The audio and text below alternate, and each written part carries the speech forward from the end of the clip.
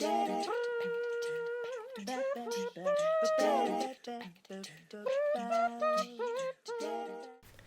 there, Innovation Champions. Melissa Dinwiddie here. I recently went on a trip to Los Angeles where my improv group, All That Jazz, performed in the California Long Form Improv Festival. We are a group that does long form improvised musicals. And so anyway, we were performing in this festival. And I was down there for the weekend, and I was walking to dinner after our performance when one of my teammates said to me, "I missed seeing more of you on stage today." Whoa. Those words hit a lot harder than any bad review could have. And I knew exactly what they meant. All weekend, I had been diving in headfirst during improv workshops that I've been taking, volunteering immediately whenever teachers asked for participants, taking risks, playing big. But when it came time for our actual show on Saturday night, something shifted. Instead of taking center stage like I usually do, singing songs, embodying memorable characters, driving the narrative, I found myself really shrinking into the sidelines and appearing only in tiny little bit parts while my own gremlins took the wheel and they drove the bus. And they drove the bus straight into the land of playing small. What happened? We had a couple of guest players in that show from an LA group that I really admire. I think they are completely amazing. And for whatever reason, that had triggered my comparison trap gremlins. My "you're not good enough" gremlins started just yammering away in my head. Their familiar chatter. "You can't possibly compete with them. Stay in the background. They're so much better than you are." All that stuff. And they drove the bus. But here's what struck me most about this experience. It wasn't just my internal struggle that derailed the performance. The cultural dynamics of our team that night actually failed us all. And this is why culture eats strategy for breakfast every single time, and why understanding the 6 cultural drivers of innovation isn't just nice to have knowledge, it's mission critical for any leader who wants their team to consistently create breakthroughs instead of playing small when it matters most.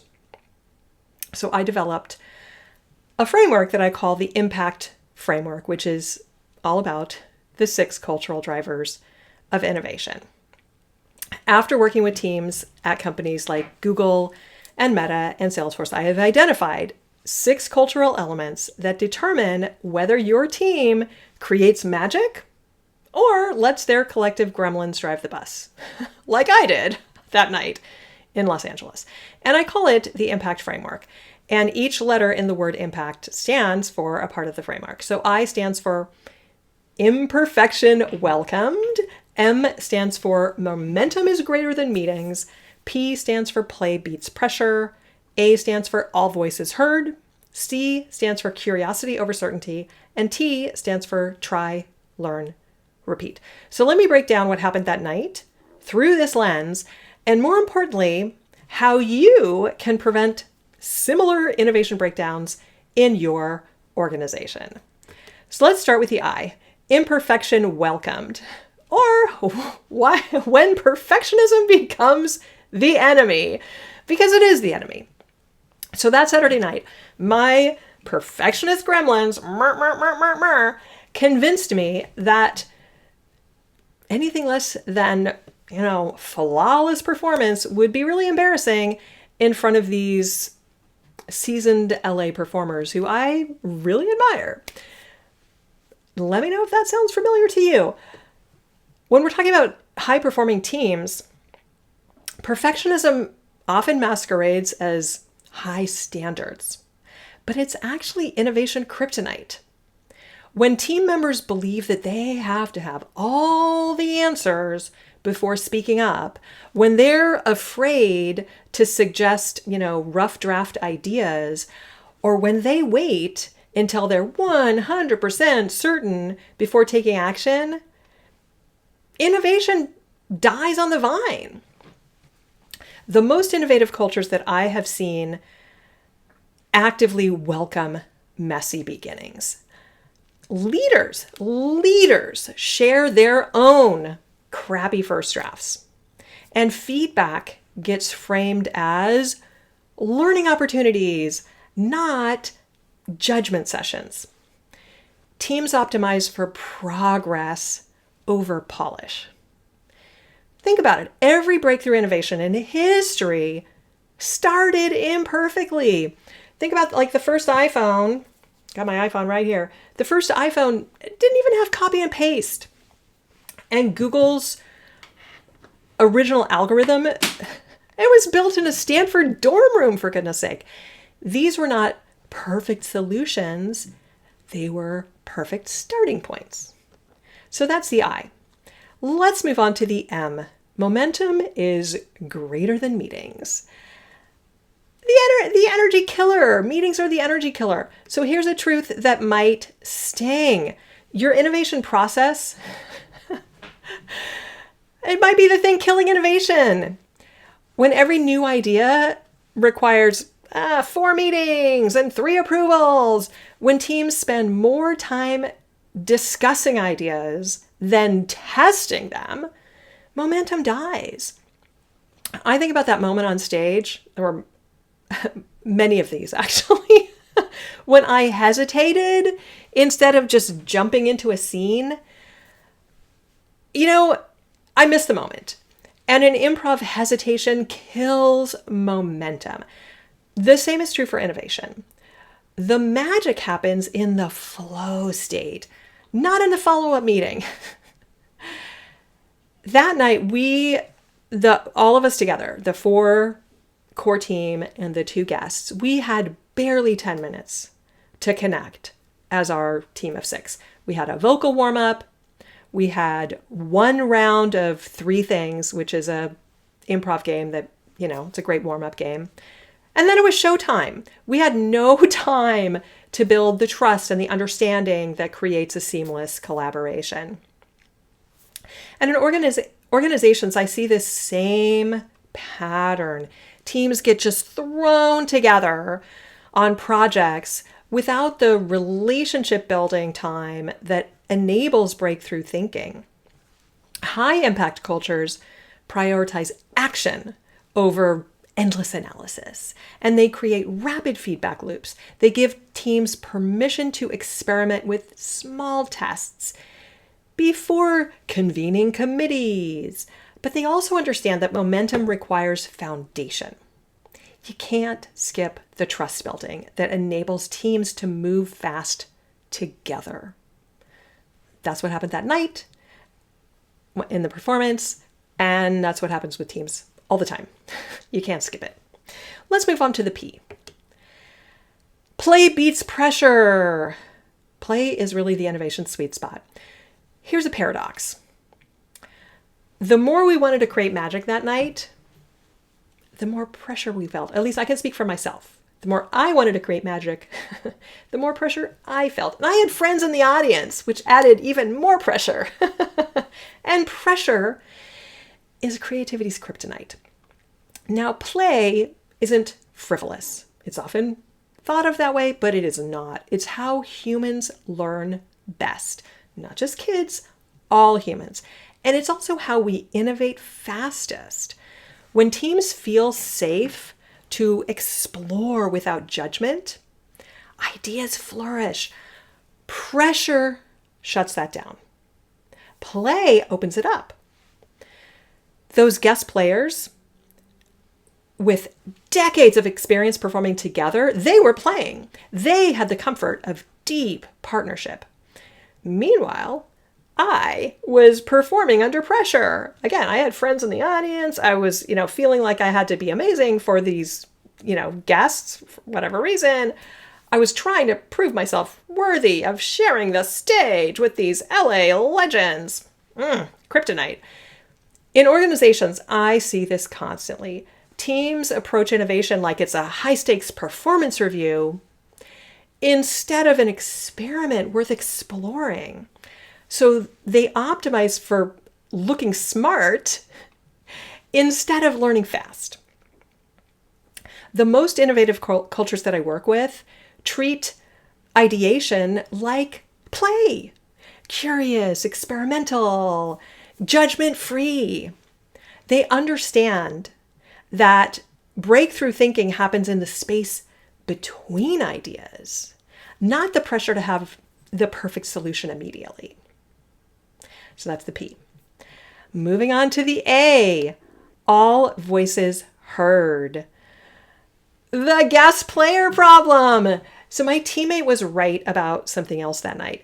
Those guest players, despite their talent, they had inadvertently created a dynamic where certain voices, namely mine, got drowned out. Now in improv, the best teams actively make each other look amazing. That is an improv rule. You make your partner look good.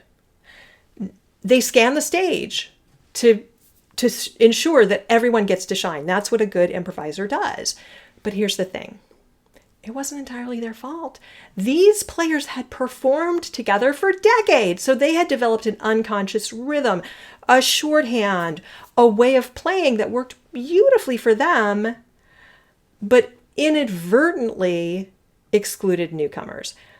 Now, this is psychological safety in action, and it is the foundation of innovation culture. Research from Google's Project Aristotle found that psychological safety was the #1 predictor of team performance. But here's what most leaders miss. Psychological safety isn't just about people feeling comfortable to speak up.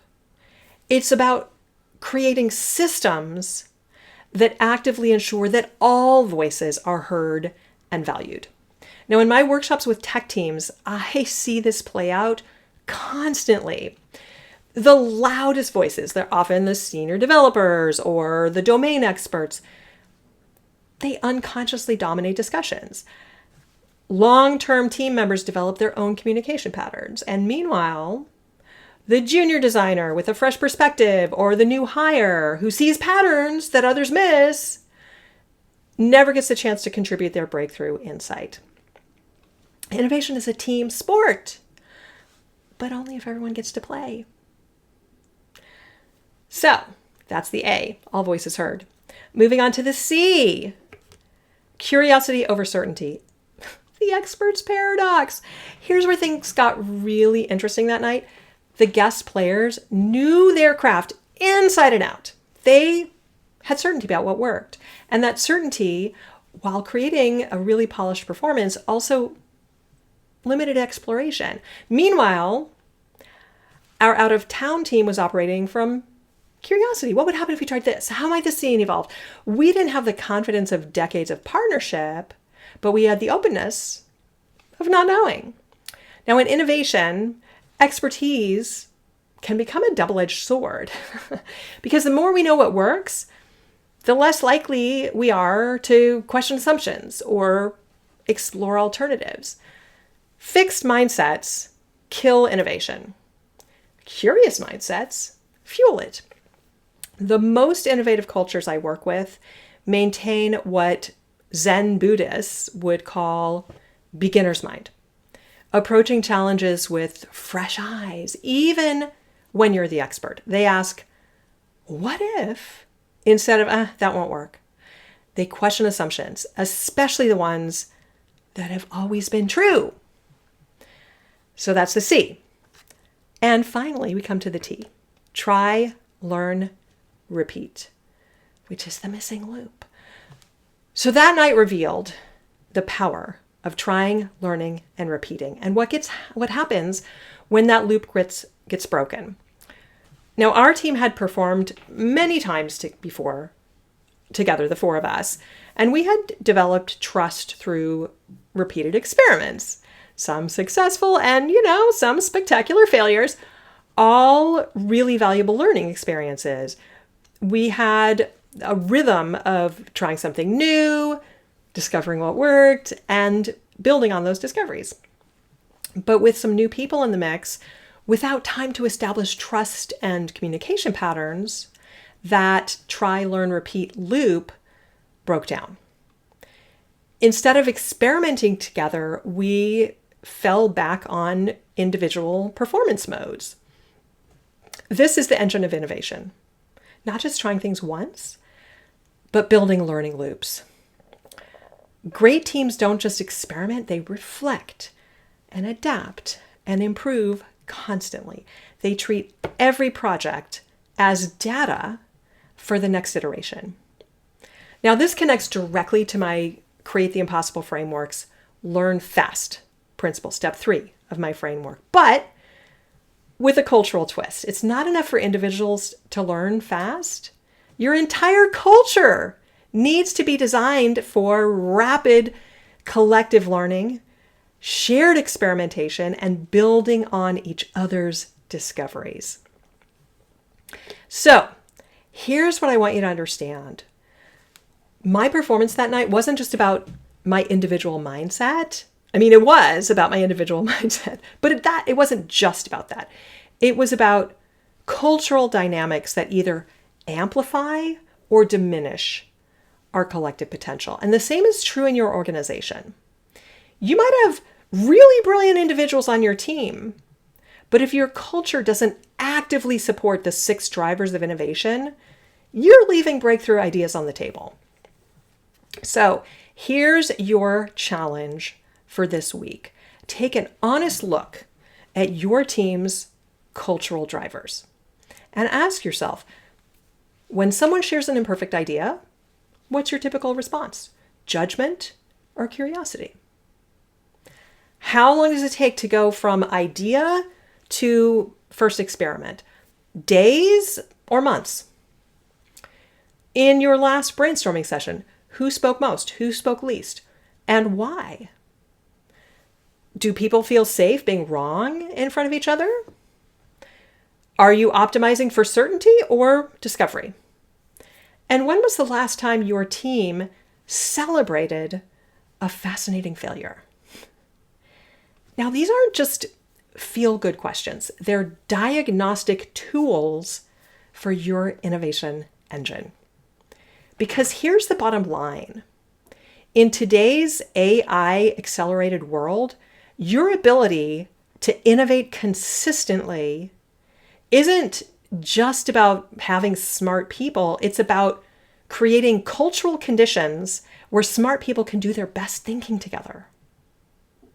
That night in LA, our team had all the talent we needed, but the cultural dynamics, the lack of psychological safety, the pressure instead of play, the individual focus instead of collective support, all of that turned potential magic into a missed opportunity.